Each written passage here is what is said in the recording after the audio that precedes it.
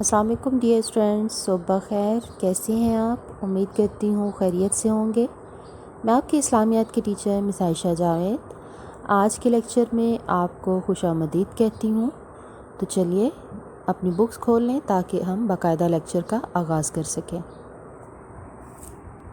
آج ہم آپ کی کتاب صفحہ نمبر 21 پر موجود یہ سبق کی بلند خوانی کریں گے، اسلام میں عبادت کا تصور.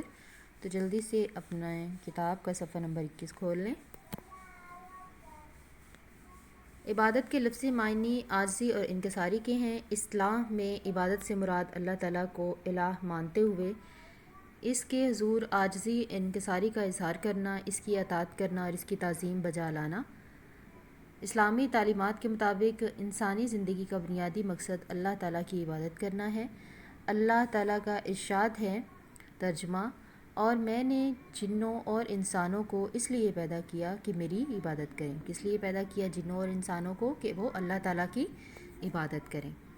اللہ تعالیٰ کے تمام انبیاء کرام علیہ السلام صرف اس لیے دنیا میں تشریف لائے کہ وہ لوگوں کو اللہ تعالیٰ کی عبادت کی طرف بلائیں، یعنی کہ اللہ تعالیٰ کے پیغام جو ہیں وہ لوگوں تک پہنچانے کا ذریعہ تمام انبیاء کرام رہے. اللہ تعالیٰ کا ارشاد ہے، ترجمہ: اور ہم نے ہر جماعت میں پیغمبر بھیجا کہ اللہ ہی کی عبادت کرو اور بتوں کی پرستش سے اجتناب کرو، یعنی کہ بچے رہو. اس ارشاد سے واضح ہوتا ہے کہ جو انسان اللہ تعالیٰ کی عبادت نہیں کرتا وہ ایک ناکام و نامراد انسان ہے، اور وہ دنیا و آخرت دونوں میں ناکام اور نامراد ہوتا ہے.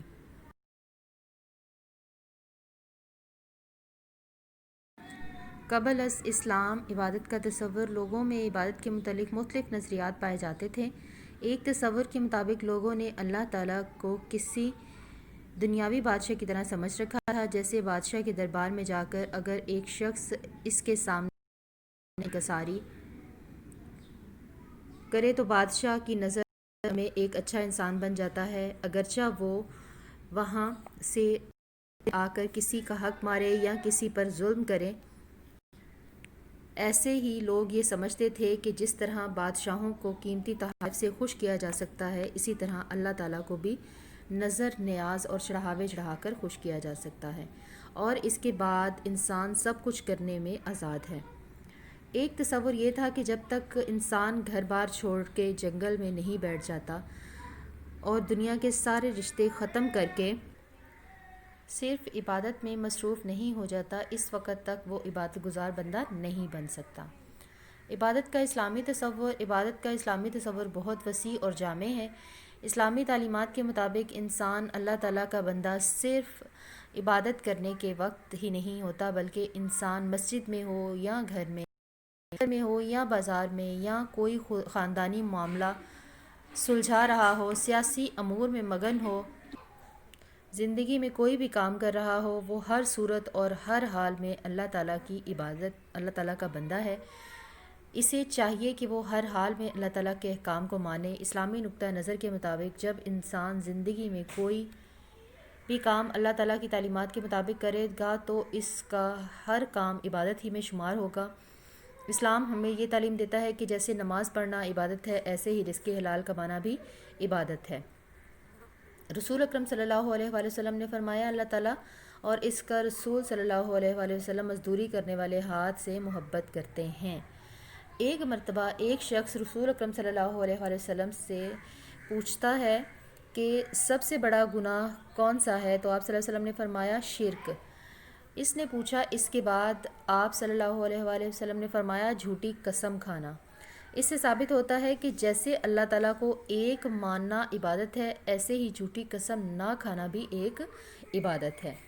اسلامی تعلیمات کے مطابق عبادت صرف نماز، روزہ، حج اور زکوٰۃ تک محدود نہیں، بلکہ ہر وہ کام جو اللہ تعالیٰ کے احکام کے مطابق کیا جائے گا وہ عبادت کہلائے گا. جس طرح روزہ رکھنا عبادت ہے، ایسے ہی کسی انسان کے کام آنا، کسی کی مدد کرنا اور کسی بھولے ہوئے کو سیدھی راہ دکھانا بھی عبادت ہے. ہمیں چاہیے کہ ہم اپنی پوری زندگی اللہ تعالیٰ کے احکام کے مطابق گزاریں تاکہ ہماری زندگی کا ایک ایک پل عبادت میں شمار ہو.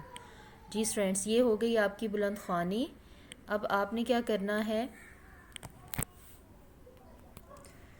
یہ خالی جگہ آپ نے خود پر کرنی ہے. یہاں پر آپ باقاعدہ لائنز ڈرا کریں گے اور ڈیٹ وغیرہ لکھیں گے ڈیٹ پیٹرن کے حساب سے کاربن پینسل سے ہی, اور پھر اس کے بعد اس کو حل کریں گے.